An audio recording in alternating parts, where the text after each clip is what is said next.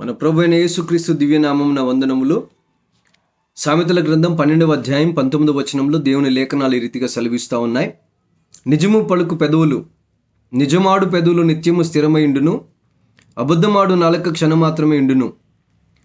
నిజము పలికేటువంటి పెదవులు నిత్యం ఉంటాయని దేవుని యొక్క మాట చెప్తా ఉంది.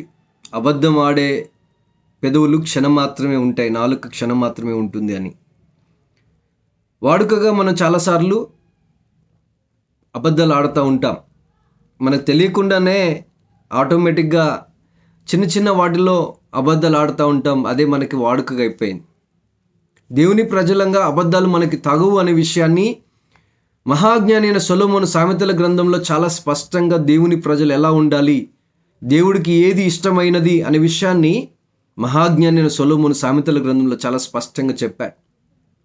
ఇదే సామెతల గ్రంథం 12వ అధ్యాయం 22వ వచనంలో కూడా దేవుని యొక్క వాక్యం రీతిగా సెలవిస్తూ ఉంది. అబద్ధమాడు పెదవులు యెహోవాకు హేయములు, సత్యవర్తనులు ఆయనకిష్టులు అని. అబద్ధమాడు పెదవులు యెహోవాకు హేయం. అబద్ధం ఆడే వారిని దేవుడు ఇష్టపడడు అనే విషయాన్ని దేవుని యొక్క వాక్యంలో చాలా స్పష్టంగా చెప్తా ఉంది. ఎవరు దేవునికి ఇష్టలు అంటే నిజం పలికేవారు. ఎవరు హేయులు అంటే ఎవరైతే అబద్ధాలు ఆడతారో వాళ్ళు దేవునికి హేయులు.